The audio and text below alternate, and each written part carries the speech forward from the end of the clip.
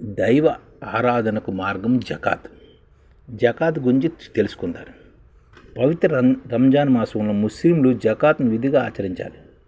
పవిత్ర రంజాన్ మాసంలో ముస్లింలు జకాత్ను విధిగా ఆచరించాలి. ఇది దైవారాధనకు మార్గం అన్నమాట.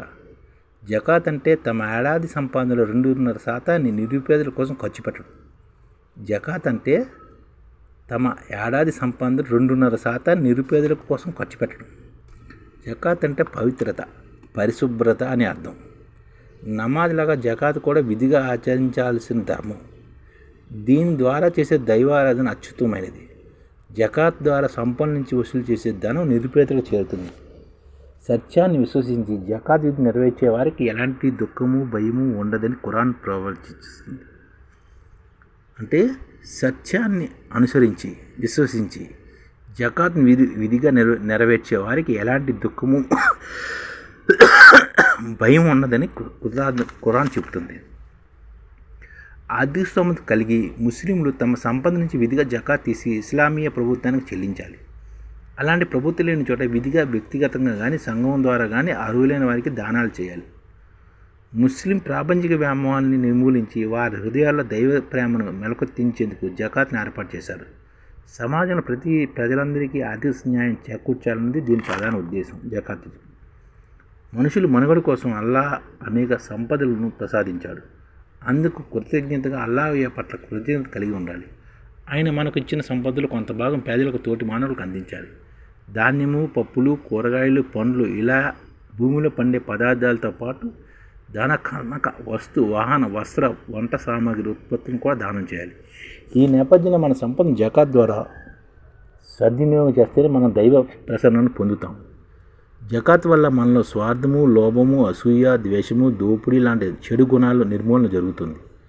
ప్రేమ, పరోపకారము, త్యాగము, సానుభూతి, సహకారము, స్నేహము, చిత్తశుద్ధి, ఔదార్యం లాంటి సద్గుణాలు పొందుతాయి.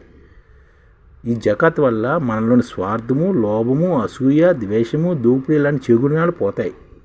అలాగే ప్రేమ, పరోపకారము, త్యాగము, సానుభూతి, సహకారము, స్నేహము, చిత్తశుద్ధి, ఔదార్యం లాంటి సద్గుణాలు పెంపొందుతాయి మనలో.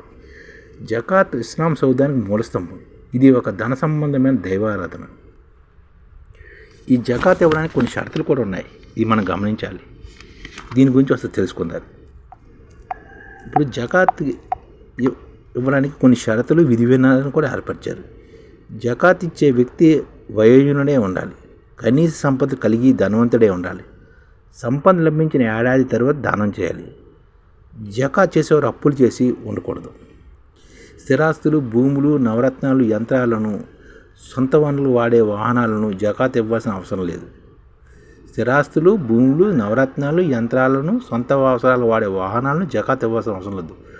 పెంపుడు పశువులను కూడా ఖురాన్లో నిర్దేశించిన పరిమితి కంటే ఎక్కువ ఉంటే జకాత్ ఇవ్వవచ్చు. పంటల ఉత్పత్తిలో 10% అంటే ఉషురు రూపంలో జకాత్ ఇవ్వాలి. పంట ఉత్పత్తిలో 10% ఉషురు అంటారు అన్నమాట దీన్ని. ఈ రూపంలో జకాత్ ఇవ్వాలి.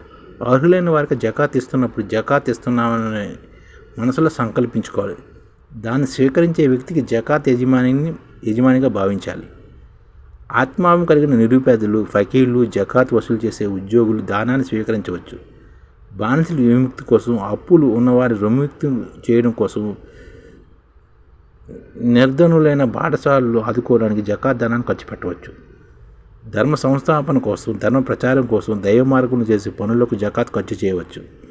సొంత పనులు చేయించుకుని వాటికి ప్రతిఫలంగా జకాత్ ఇవ్వకూడదు. సొంత పనులు చేయించుకుని దానికి ప్రతిఫలంగా జకాత్ ఇవ్వకూడదు అన్నమాట.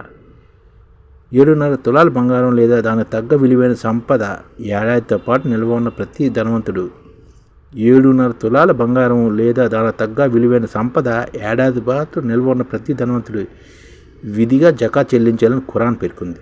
అంటే 7.5 తులాల బంగారము లేదా దానికి తగ్గ విలువైన సంపద ఏడాది పాటు నిల్వ ఉన్న ప్రతి ధనవంతుడు విధిగా జకాత్ చెల్లించాలని ఖురాన్ పేర్కొంది. అదనమాట జకాత్ యొక్క మార్గం. ఈ విధంగా జకాత్ ప్రతి ముస్లిం చెల్లించాలని ఖురాన్ రాసింది. అందులో కొంతమంది పాటిస్తున్నారు. జకాత్ పూర్తిగా చేస్తే చాలా వరకు ముస్లింల సమాజం పేదవారన్నో ఉండరు. మన తెలుగు రాష్ట్రాల్లో 1 కోటి మందికి సంఘటిత రంగాల్లో ఏ విధంగా ఉద్యోగాలు ఇవ్వవచ్చు, కనీస నెల జీతం 30,000 వరకు ఏ విధంగా ఇవ్వవచ్చు, ఏ విధంగా చేస్తే ఉద్యోగాలు సృష్టించబడతాయో వివరిస్తూ ఈ ఛానల్ వీడియోలు వస్తాయి. అలాంటి వీడియోలు మీకు కావాలంటే మన ఐడిఎఫ్ భాస్కర్ ఛానల్ని సబ్స్క్రైబ్ చేసుకోండి. ఐడిఎఫ్ అంటే ఇండియన్ డెవలప్మెంట్ ఫోర్స్. ఈ వీడియోలు చూసిన తర్వాత మీకు నచ్చితే లైక్ చేయండి, మీ ఫ్యామిలీ మెంబర్స్కి షేర్ చేయండి మరియు మీ ఫ్రెండ్స్కి షేర్ చేయండి. Thank you. నమస్కారం.